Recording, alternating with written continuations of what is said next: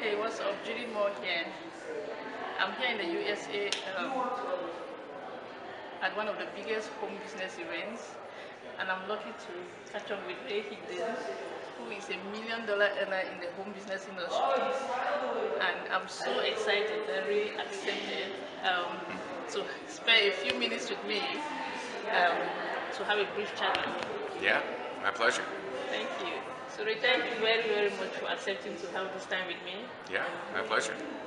So, without taking so much of your time, um, for the benefit of those who don't know you, can you tell us a little bit more about yourself and how you got into the home business space? Yeah, I'm someone that I was working in corporate America, and I just wanted a different life. I was barely seeing my family, and I didn't have time freedom, and so I actually went out on my own in real estate, which did well until it didn't. And when the market changed, I lost everything. And then a friend introduced me to network marketing, and just took it seriously and became the #1 income earner in that company. And now we coach and train people all over the world in all different companies, and very blessed to help network marketers in all kinds of different companies. Thank you. Um, a lot of people have a huge misconception about the home business industry and network marketing in particular. So you are all about education and Yeah. teaching people how to go after their dreams and um, really fight for what they think will benefit them. So what advice do you have to give people who have this huge misconception, and to let them know that network marketing is a successful home business option? Yeah, if someone has a big misconception about it, then either don't do it or choose to get educated about it. And it's something that I don't necessarily think that network marketing is for everybody, but neither is success. I mean, some people just don't want it. I mean, we teach people how to create success. We can't teach people how to want to create success, because not everyone does. I mean, some people they just don't have the kind of goals in their life that would allow them to even see network marketing as an option.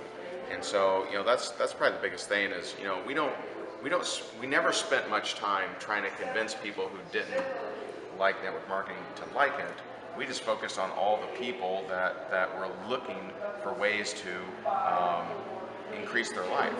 And so we like finding people that have reasons that they want to improve. They want to spend more time with family, they want to travel more, they want to make more money, and we look for those kind of people versus those that may not have any of those reasons that are very difficult to try to convince. Thank you. Lack of time is one of the big reasons that people give for not wanting to take on a side project, especially something like a home business, network marketing in particular. Um,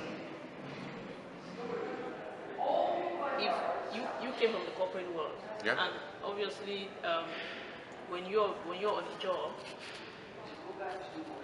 and you're starting a side business, like a side project like this one, you don't just sleep and you get on Yeah. your job and yeah. So if you were with everything that you know now and with everything that you've done, if you were still in the corporate world, so you were an accountant like myself, Sure. and you work 12 hours a Yeah. day, and you had just 1 hour. Yeah. You had just 1 hour a day between the hours of 5 a.m. and 6 a.m. in the morning to work on your business. What would you do in that? So, in that very specific example, I would be prospecting on Facebook. I would be sending out Facebook prospecting messages because you can't really call anyone at that point. And so I would just be dropping messages with different people on Facebook, and then maybe on my lunch break, because I used to work my lunch break. I used to on my lunch break I was making lots and lots of calls when I worked for corporate America. And so that's probably what I would do, because you can't call anyone. And if you're that starving for time, then you need to use it in prospecting, because that is the most effective use of your time. So, you know, people that say they don't have the time need network marketing more than anyone else. And so it's like, you know, that's what some people would use as their why not to, really should be their why to. And it's funny because I remember we had a home meeting years ago, and this guy showed up to our house, and you know, he was dressed up real nice and everything. And my wife did the presentation, and afterwards, you know, she goes to him and she says, she goes, "Oh, you know, is this something that, you know, you're interested in doing?" And he said, "I work 70 hours a week at my bank."